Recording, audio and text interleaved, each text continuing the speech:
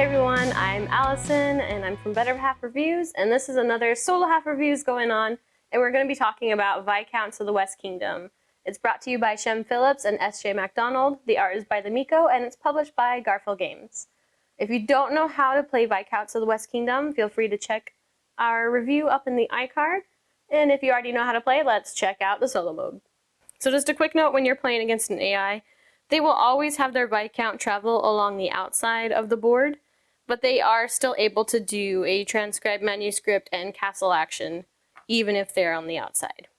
Alright, so their player board is laid out a little bit differently with the buildings, but it still works generally the same. So they do have a scheme deck that they start with. You shuffle it up. And then there's also a future scheme deck that they have, similar to Architects of the West Kingdom. But depending on which AI you're playing against, so this one focuses more on buildings, there are certain cards that they will take out of the game. So they take out these two cards, and you will not see those for the game. Put the future scheme deck somewhere else off to the side where they won't get mixed up with the current one.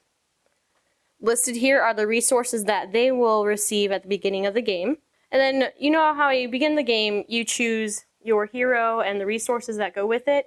The one that's left over tells you where they're going to put their Viscount to start. So on the board, you flip over a card, and these are the symbols that they have available to help them with their actions, and you go down the list. So there's nothing, and then this option means that they get to dismiss a townsfolk that is next to them. So they will dismiss this card, and they gain the immediate effect on the top right, and then the card is discarded. However, in the AI mode, the symbols mean different things than what they mean for you. So that one had this symbol. It translates into move the virtue once. Now they get to move their Viscount 2, and remember it stays on the edge of the board, so they would move it twice. And then wherever they ended up, now they can do one of these actions. Their first option would be to place someone in the castle. If they do not have enough resources available, then they would do this action instead and flip either a deed or debt and move the virtue once. If they have more deeds that are flipped over than they do have debts, then they would choose to flip the debt card. If there's a tie, they choose the debt. So this AI has a focus of buildings, so they're going to be getting a lot of resources more so towards stone, then gold, then inkwells. So anytime they're supposed to gain a resource, they're first going to try to gain a stone. If they have more than 6 stone, then they would earn gold. If they have more than 4 gold, then they would earn inkwell. Say we had this card put down and they've already done all of their other actions, and now they have the option to build. They would take the max amount that they can to build. So right now they have 1, 2, 3, 4, 5 available to build. So they would build a guild hall, and they always choose the first one available, and they would place it out. Now they have some extra abilities available, just like you do when you build buildings.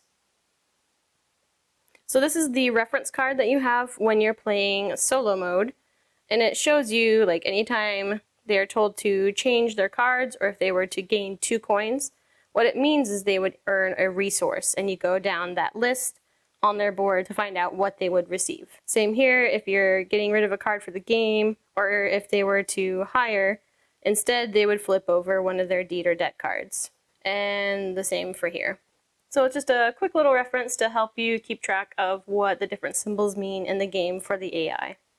At the very end of the game, you count up the scores as normal, and then they may have some different options available up here for points. So this AI gets 1 point per resource left over. You count up all the scores and see if you've beat the AI. Alright, so that's how you play the game. Let's talk about the good and the bad. So the good. I really do like how the AI is set up with the scheme deck and the future scheme deck. It's very well laid out with how they take their turn. You have the different options. And I do also love that all the different AIs have separate abilities that they focus on more. So if you have one that focuses on buildings, they're going to be doing that a lot more on the board.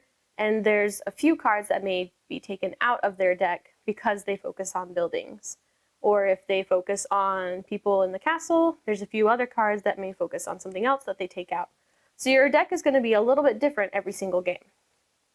With that, they do have all the different icons listed on the cards, but I wish that there was a better player aid listed so that you knew all the different things that may happen. So you have that tiny player aid and it gives you an idea about some things, but there's different instances where you may need to tweak a few things or do something. And I'm always checking back in the rule book to see, okay, wait, did I forget something? What do I do when I do that? So it's a minor thing, but I kind of wish that there was a better player aid for Viscounts. But, you know, the more you play it, the more you are familiar with it. So take it or leave it. Sorry, I got sidetracked by a con there. Let's get back to the positives. So with Viscounts, the board is modular. So you have different setups every time. There's 5 different decks of cards that are being shuffled through, and the manuscripts.